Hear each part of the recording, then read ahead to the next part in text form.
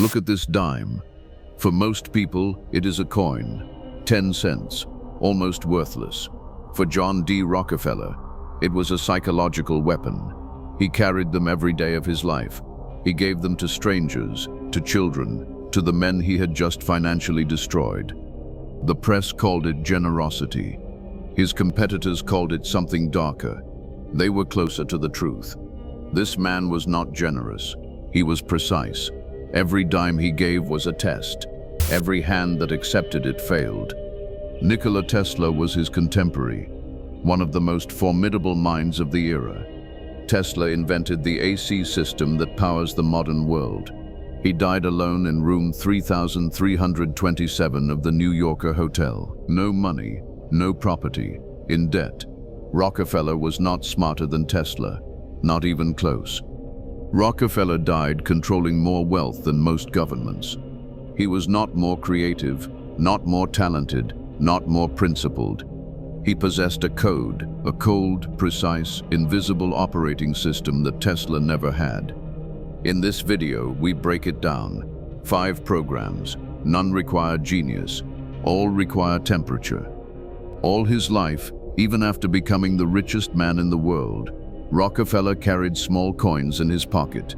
He distributed them to children, employees, passers-by. The press called him a philanthropist. His enemies called him a serpent. His enemies were right. The dime was not charity. It was a test. When you accept a coin from a man richer than you, something shifts. You have acknowledged the hierarchy. You have accepted the frame. The giver controls the dynamic. Rockefeller did not want your gratitude. He wanted your position. In dark psychology, this is called superiority anchoring. The one who gives controls the dynamic. Tesla understood the opposite. He wanted to give free energy to the world and ended up despised by the men he served. Rockefeller gave 10 cents and was adored. This is the first program. You are running this program right now. Every time you offer your work before the contract is signed. Every time you prove your value before the terms are set. Every time you give without knowing what you are buying. You are handing out dimes and calling it professionalism. The dime is not about generosity. It is about framing. Who initiates the exchange controls the exchange. Rockefeller never gave without understanding exactly what the gift purchased. The return was never money. The return was position, and position over time becomes everything. Imagine you are a wealthy refinery owner. You have come to negotiate with Rockefeller. You are prepared. Your numbers are solid. You begin to speak. He does not respond. He does not nod. He does not blink. He watches you. 1 minute passes, then 2. The silence becomes unbearable. Your brain interprets it as a threat. To fill the void, you begin to talk more than you planned. You reveal doubts you did not intend to reveal. You lower your price. You offer concessions. You give him everything he needed without him asking once. Rockefeller called this the art of saying nothing. He did not need to be smarter than you. He needed to be quieter. While you were performing your intelligence, he was watching you dismantle yourself. The silence was not empty. It was the most precise tool in the room. The science is real. The human brain perceives prolonged silence in a social interaction as danger. To escape that danger, we speak, we explain, we offer, we confess. Rockefeller used this biological reflex as a financial instrument. He did not exploit your weakness. He waited for you to hand it to him. Tesla could not do this. Tesla explained everything, every mechanism, every implication, every risk. He believed that full understanding would protect him. It did not protect him. Every explanation was an invitation. Every detail he revealed was a map someone else used to take what he had built. Robert Greene wrote that those who cannot control their words cannot control their outcomes. The silence weapon is not coldness, it is compression. Every word you withhold becomes pressure. Every pause becomes leverage. He who speaks first in a negotiation has already conceded the frame. Rockefeller once sat through an entire board meeting without speaking a single word. He took notes. He watched each man reveal what he wanted, what he feared, and what he was willing to sacrifice. By the time he left, he knew everything they knew. They knew nothing about him. In 1872, Rockefeller executed what historians call the Cleveland Massacre. In less than 3 months, he acquired 22 of his 26 competitors. He did not use courts. He did not use force. He used a ledger. He showed each competitor exactly what their future looked like if they continued. The calculation was simple. He proved to each rival that his operation was so efficient, so ruthlessly optimized, that their continued resistance was not a strategy. It was a schedule for bankruptcy. He did not threaten them. He showed them the arithmetic. The arithmetic was the threat. Then he did something his competitors did not expect. He offered them shares in Standard Oil. He transformed his enemies into partners with a financial stake in his own success. He did not eliminate resistance. He monetized it. A destroyed enemy creates a martyr. An enriched enemy becomes your most loyal defender. This is the absorption rule. The most expensive resource in any enterprise is sustained opposition. It is cheaper, more efficient, and more permanent to buy your enemies than to fight them. Rockefeller did not want to win battles. He wanted to make battles economically irrational. Tesla chose differently. Every time someone tried to absorb his work, he refused. He fought Morgan. He fought Edison. He fought Westinghouse. He was right about every injustice.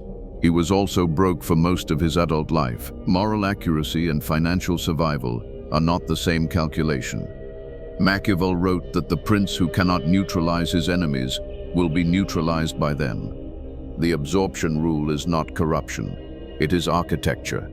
You do not need to love the people around you. You need to align their interests with yours so completely that harming you becomes expensive for them. You have walked away from deals that felt wrong. Some of that was integrity. Some of it was the absorption rule running in reverse. You were so committed to not being absorbed that you made yourself irrelevant. Rockefeller never confused principle with position. They are not the same thing. When Rockefeller's refineries caught fire, millions of dollars turning to ash in front of him, witnesses said he stood watching without expression. No anger, no grief, no visible reaction. He turned to his assistant and asked one question: what is the insurance coverage on that facility? This is not a story about being cold. It is a story about what happens when you remove emotion from the calculation entirely. Most people make financial decisions based on how they feel about the outcome. Rockefeller made financial decisions based on what the numbers said after the emotion was subtracted. Tesla felt everything. He loved his inventions the way most people love other people. When Morgan seized control of his patents, Tesla did not calculate his next move. He grieved, and while he grieved, the market moved without him. The world does not pause for emotional processing.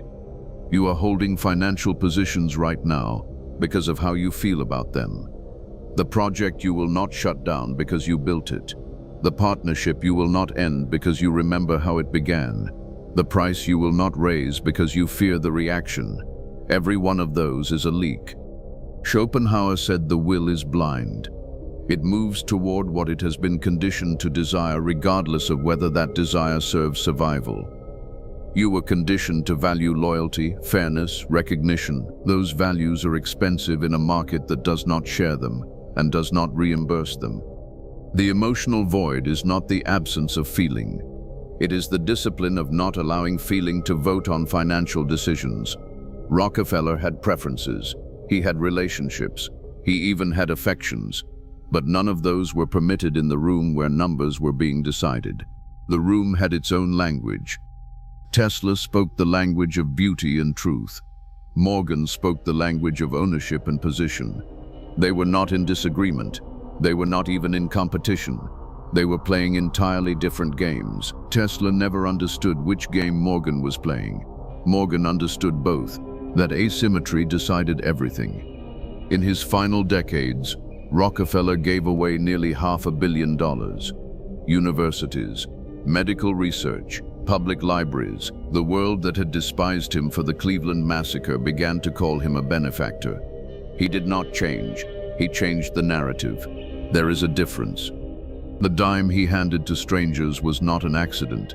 It was a curated signal. In a world that hated him for destroying hundreds of businesses, the dime built a counter-narrative. He did not give because he felt guilty. He gave because he understood that perception is infrastructure. It must be maintained. Tesla understood none of this. Tesla believed that the quality of his work would speak for itself. He refused to manage his public image. He trusted that truth would eventually be recognized. It was recognized. 40 years after he died, broke and alone in a hotel room with unpaid bills on the desk. You are waiting for your work to be recognized on its merits. You are trusting that quality will eventually win. It might. But Rockefeller understood something more immediate. The person who controls the narrative around value determines what gets valued. You cannot opt out of the perception game. Machiavelli wrote that everyone sees what you appear to be. Very few experience what you really are. The perception game is not lying. It is the discipline of ensuring that what you appear to be is never weaker than what you are. Tesla appeared exactly as he was. That honesty cost him everything. Rockefeller appeared to be a generous old man handing out dimes. He was also the architect of the most complete economic monopoly in American history. Both were true simultaneously. He chose which image led. That choice was not vanity. It was the most profitable investment he ever made. 5 programs. The dime test. Every unprotected gift is a position surrendered. The silence weapon. Every unnecessary word is leverage transferred. The absorption rule. Every destroyed enemy is a wasted asset. The emotional void. Every feeling that votes on a financial decision costs money. The perception game. Every unmanaged narrative is a market abandoned. These are not personality traits. They are architectural decisions. Rockefeller did not wake up cold. He built coldness deliberately, the way you build a wall. Tesla did not wake up naive. He was trained to be precise, honest, and trusting. That training served everyone who employed him. It did not serve him. Tesla died January 7th, 1943, room 3327. The maid found him 2 days later. His estate was nearly empty. The AC system he invented powers every building you have ever entered. The system absorbed his work completely. He received a hotel room, a handful of unpaid bills, and the pigeons. So why did the richest man in history spend his final years handing out dimes to strangers? It was not penance. It was not kindness. It was his final lesson in the code. To keep a billion, you must occasionally give a cent. He mastered the world's wealth because he first mastered the world's perception. The dime was never about the money. It was about the message. I decide what generosity looks like. I decide what the exchange means. I decide the terms. Even at 90 years old, with nothing left to prove, Rockefeller was still running the same program he had run since Cleveland. It never stopped working. This is blind spot, not motivation, not inspiration. A precise diagnosis of the programs running in the background of every financial decision you make. Rockefeller understood the code. Tesla powered it. Subscribe if you are ready to see which one you are. If not, the 5 programs resume the moment this screen goes black.